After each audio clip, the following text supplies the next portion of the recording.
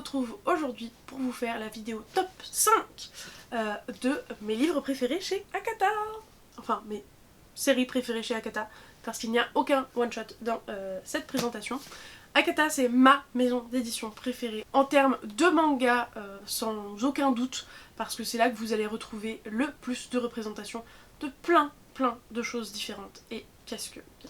Oui, évidemment qu'on dit oui. Du coup, par extension, je pense que c'est l'une des maisons d'édition dans lesquelles j'ai le plus de livres différents, de séries différentes, parce que clairement, je les surkiffe chez Akata, et j'adorerais un jour être partenaire avec eux, ça serait le rêve. Bref, nous allons passer au top 5, que j'ai très hâte de vous présenter. Et en fait, je cherchais une vidéo à faire toute seule, et il y a toujours ces top 5 de maisons d'édition, et j'étais en train de réfléchir à une maison d'édition que Laurine n'aura pas assez pour faire une vidéo. Et j'étais en mode, ouais, mais je suis pressée, je suis pas sûre qu'elle me réponde en temps et en heure et tout.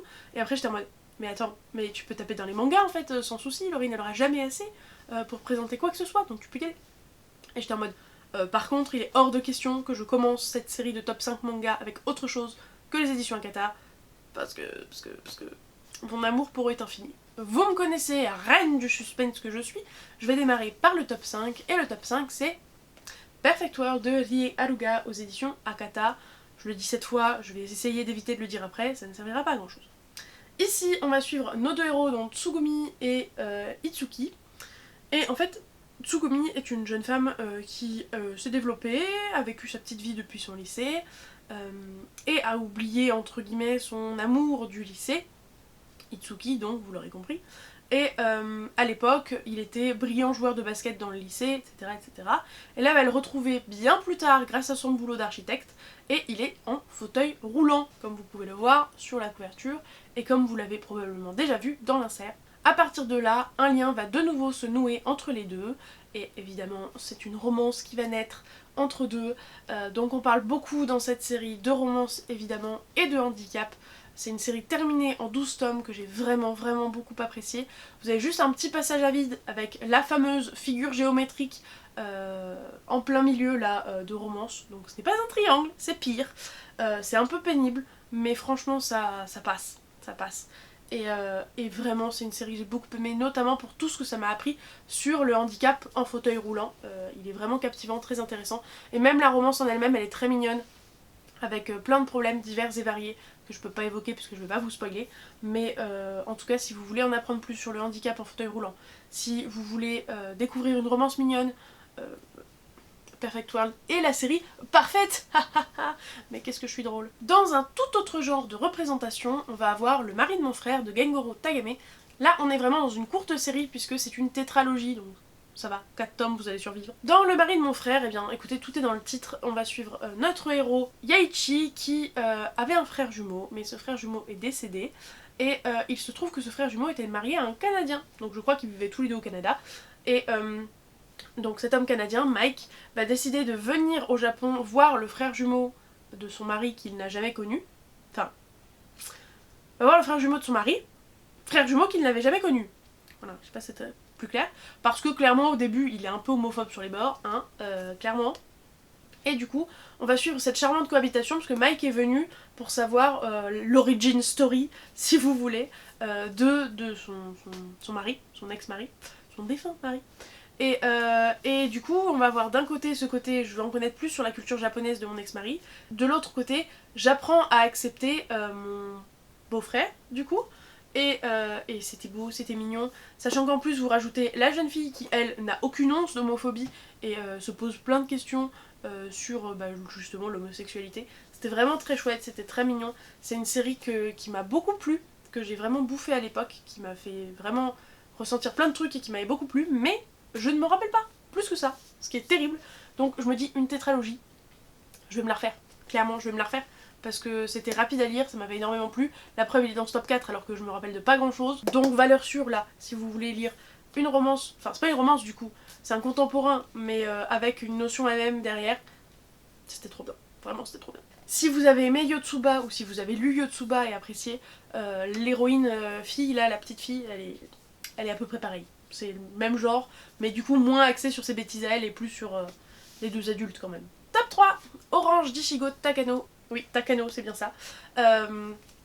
Et donc là, on suit, j'ai plus son prénom, Nao, qui reçoit une lettre d'elle-même du futur, qui lui dit si tu veux pas qu'il se passe ça, il va falloir que tu fasses ça, ça, ça, ça, ça.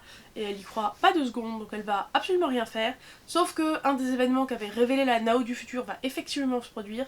Et elle va se dire merde, elle avait raison, faut que je suive ses instructions pour éviter que cela se produise. Voilà. Je vais pas vous détailler ce que c'est cela parce que je suis pas sûre qu'on le sache dès le début. Ouais, en gros sur la 4ème, ça nous dit juste que la Nao du futur elle est pleine de remords et que pour éviter d'avoir ces remords, il faut qu'elle suive à la lettre, haha, ce que l'autre Nao lui a demandé. Et c'est vraiment une histoire profonde et touchante que j'ai beaucoup aimée. De base, elle était en 5 tomes, puis l'autrice a fait un 6ème, puis l'autrice a fait un 7ème que j'ai lu très récemment et vous avez normalement eu un update dessus il y a pas si longtemps, je vous le mets là-haut. Le 7ème est clairement pas obligatoire, le 6ème était quand même sympa de mémoire, donc moi ce que je vous conseille c'est d'aller au moins jusqu'au tome 6, après si vous voulez vous arrêter au tome 5 vous faites ce que vous voulez, mais voilà. Et c'est vraiment une série que j'ai énormément aimée, qui est très profonde, qui a un sujet très important, mais que je peux pas forcément évoquer dans ce synopsis, parce que c'est un petit peu spoilant quand même. Mais c'est très poétique, on est avec des personnages de personnalités très différentes, on est vraiment sur cette thématique du futur, de l'avenir, de ce qu'on veut que le futur soit, ou pas, ce qu'on veut éviter, ce qu'on veut faire, et franchement laissez-vous porter, c'est une série vraiment excellente. Et à nouveau, si vous lisez vraiment que les 5 tomes de base, c'est pas très long, donc vous prenez pas beaucoup de risques non plus en vous lançant là-dedans, tout simplement. Une série que j'ai découvert d'abord en animé et qui me fait mourir de rire, Tonali no Sekikun, que je n'ai pas poursuivi depuis belle lurette. Il serait temps que je le fasse parce que vraiment, c'est une série qui me fait beaucoup trop rire. Je sais pas si c'est une série terminée, il y a au moins une dizaine de tomes, mais je crois que j'en ai 6 ou 7 moi seulement. Non, j'en suis au tome 6, j'en ai que 5. Et donc, c'est pas très compliqué, c'est des tranches de vie où on suit l'héroïne, je suis même pas sûre qu'on ait son prénom, Rumi. Où en gros, elle est à côté de Seki, donc son voisin de classe. J'ai dit de qui c'était. C'est de Takuma Morishige, je crois que je l'ai pas dit. Bref, maintenant c'est dit. Donc Tonali no Seki-kun, Seki mon voisin de classe. Et c'est Rumi qui raconte ses difficultés à suivre ce qui se passe en cours parce que son voisin Seki fait toujours n'importe quoi à côté, mais n'importe quoi poussé à l'extrême, vous voyez. Genre à faire un château de cartes mais qui fait 1 mètre de hauteur, vous voyez ce genre de truc où on est en mode mais comment ça se fait que le prof il réagit pas et il voit rien. Et genre à chaque cours, à chaque chapitre, à chaque tranche de vie, il fait un truc différent. Et c'est à mourir de rire, il y a des trucs un peu filés, genre la famille robot et tout. Et c'est trop mignon, c'est très très drôle, moi ça me plaît beaucoup. Et l'animé en plus c'était des épisodes de 7 minutes, donc le truc le plus court de la planète. Et c'était trop bien. Et en plus un truc qui est trop chouette, l'animé ne fait pas tous les chapitres du premier tome. Genre il va faire un chapitre du tome 1, et puis 2 chapitres du tome 3, et puis... Enfin voilà. Et du coup c'est trop cool parce que même en lisant le tome 1, si vous avez vu l'animé, vous allez découvrir de nouveaux trucs. Et vous allez franchement bien vous marrer. Et je ne comprends moi-même pas pourquoi je n'ai pas encore poursuivi cette série. En tout cas, c'est vraiment très très drôle. Et je l'aime trop. Et j'ai trop envie que vous la lisiez parce que je trouve qu'on la voit nulle part et c'est dommage. Et enfin mon top 1 pour lequel je n'ai eu aucun doute. Autant pour classer les autres, j'ai eu des petites questions, est-ce que lui je le mets avant, après, machin. Autant mon top 1, c'était évident, c'était entre autres pour lui aussi que j'ai décidé de faire cette vidéo en premier pour les mangas. Parce que Sign of Affection de Tsuyu Morishita. Et là on suit une héroïne qui est sourde et qui du coup va se retrouver un peu embêtée quand un anglais va lui demander dans les transports en commun son chemin. Parce que autant les japonais, elle arrive à lire à peu près sur les lèvres et à leur répondre, autant en anglais, non. Non, c'est un enfer, elle ne sait pas faire ça.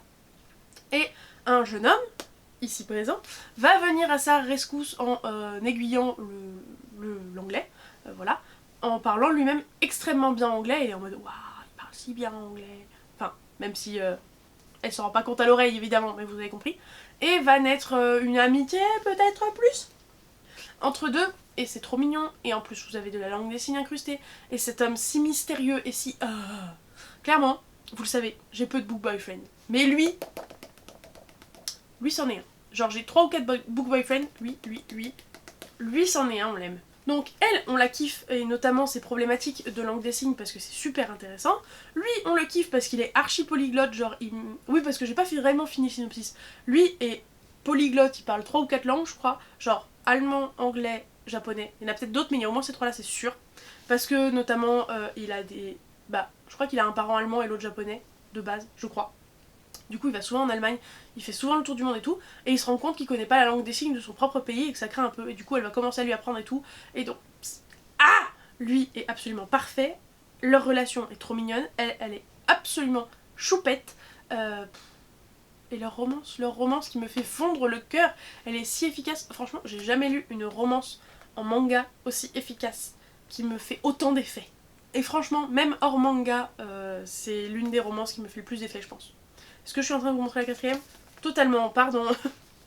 Bref, une romance qui va vous fondre le cœur. Si vous hésitez encore dans votre vie à lire du manga, mais que vous lisez de la romance, je ne sais pas ce que vous attendez. Si vous ne lisez pas de romance, mais que vous lisez du manga, effectivement, c'est peut-être pas pour vous. Mais si la langue des signes vous intéresse, c'est très très très vivement conseillé parce que c'est trop bien. Et voilà, c'en est tout pour cette vidéo spéciale top 5 de chez Akata. N'hésitez pas à faire le vôtre si vous lisez beaucoup chez Akata, ou juste un top 3, ou juste votre préféré de chez Akata si vous en lisez moins que moi. Mais moi je surkiffe cette maison d'édition, et j'espère qu'un jour je pourrai être partenaire. J'avoue que j'ai jamais osé faire de candidature spontanée, mais pourquoi pas. J'avoue que j'en ai pas en tête d'autres séries de chez Akata qui pourraient me plaire et que j'ai pas encore acheté, parce que bah en fait je fais pas forcément gaffe aux sorties ces derniers temps pour les nouveaux tomes de séries, on va dire. C'est-à-dire que je poursuis mes séries en cours, mais j'essaye de pas trop commencer de séries, donc je pourrais pas trop vous dire ce qu'il y a d'attirant pour moi chez Akata en ce moment. Mais à l'heure actuelle, c'est mon top 5 des mangas chez eux, que je surkiffe, que j'aime, et que je vous conseille très très très chaudement, surtout A Sign of Affection. N'hésitez pas. Je l'ai pas dit pour A Sign of Affection, mais c'est pas une série terminée, et actuellement je crois qu'il y a 6 tomes. Voilà. Et je vous souhaite de ressentir ce que je ressens quand je lis A Sign of Affection. Voilà. Pour l'emoji du jour, vous allez mettre deux emojis. Vous allez mettre un emoji drapeau du Japon. Ça va être spécial drapeau aujourd'hui. Drapeau du Japon parce que manga, voilà, je vais pas aller chercher loin celui-là. Et vous allez mettre un emoji de drapeau de diversité. Donc, je crois qu'il y a juste le rainbow flag en emoji. Mais si vous en avez d'autres, mettez celui qui vous fait plaisir. Mais en soi, là, niveau diversité... Non, je retire ce que j'ai dit. Mettez pas un drapeau diversité, mettez un emoji en lien avec la diversité. Donc soit quelqu'un en fauteuil roulant, soit... Je crois qu'on a une oreille... Je crois qu'on a une oreille appareillée en emoji, mais j'ai un doute. Enfin bref, voilà. Plein d'options pour vous, mais un truc de diversité. Parce que clairement, Akata, la maison d'édition de la diversité. Sur ce, je vous fais des bisous. Je vous souhaite d'excellentes lectures. N'oubliez pas d'être un petit pouce en l'air et un commentaire. Et je vous dis à la prochaine. Ciao!